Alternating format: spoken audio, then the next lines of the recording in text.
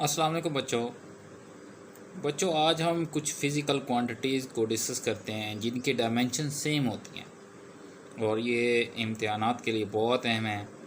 हर दफ़ा इनमें से एक आध MCQs लाज़मन आता है।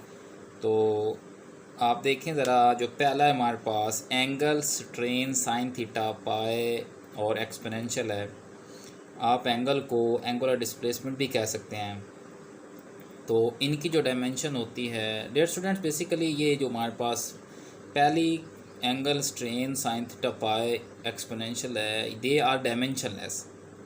इनकी कोई डायमेंशन नहीं होती। तो अगर हम इनको लिखना चाहें तो वो हमारे पास कैसे लिखा जाएगा? वो हमारे पास ऐसे बच्चों लिखा जाएगा, क्योंकि दे आर डायमेंशनलेस। तो हमारे पास जो पावर्स होगी वो हमारे पास 0 0 आएगी डियर स्टूडेंट्स।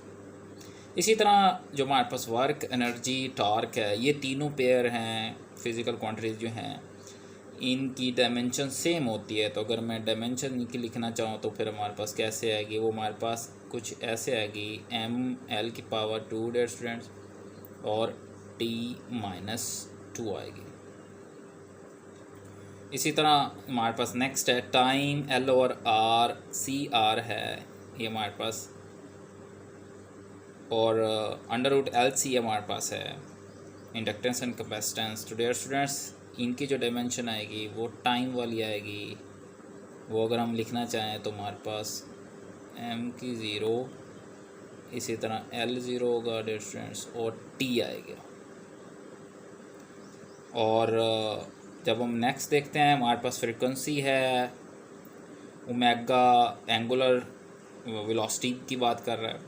R/L ऊपर वालों के इन्वर्स करेंगे, 1/CR है, इसी तरह 1/√LC है, डीके कांस्टेंट है। तो डियर स्टूडेंट्स, ये हमारे पास अगर हम इसकी बात करते हैं तो हमारे पास जो डायमेंशन इनकी आएगी वो हमारे पास ऐसे कुछ आएगी, ml और t-1।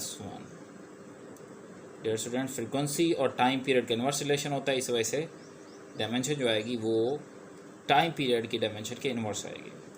और नेक्स्ट हमारे पास है प्रेशर, स्ट्रेस है, इसी तरह ε0 E² है, इलेक्ट्रिक फील्ड का स्क्वायर है, मैग्नेटिक फील्ड का square by μ0, modulus of elasticity. तो डियर स्टूडेंट्स, इसको भी हम आसानी से निकाल सकते हैं। और इन सब की डायमेंशन जो होती है वो एक जैसी आएगी। और वो किसके बराबर आएगी बच्चों? तो वो हमारे पास, वो हम देख लेते हैं, वो हमारे पास आएगी ml-1 t-2 के बराबर आएगी। ये आपने हमेशा याद रखना है। फोर्स पर यूनिट एरिया वाले फार्मूले से भी आप निकाल सकते हैं आसानी के साथ, ml-1 t-2 बच्चों। और नेक्स्ट हमारे पास एक और पेयर है जिसकी डायमेंशन सेम होती है, तो वो हमारे पास है एंगुलर मोमेंटम। तो इनकी डायमेंशन और प्लांक्स कांस्टेंट, इनकी डायमेंशन किसके बराबर होती है? तो ये हमारे पास ml² t-1, ये इनकी डायमेंशन ऐसे आएगी। और नेक्स्ट हमारे पास है लीनियर मोमेंटम और इम्पल्स, ये पेयर है, इनकी डायमेंशन भी सेम होती है बच्चों। तो आपने याद रखना है P = mv, लीनियर मोमेंटम वाले फार्मूले से हम आसानी से निकाल सकते हैं। तो हमारे पास ml-t-1 होगी बच्चों।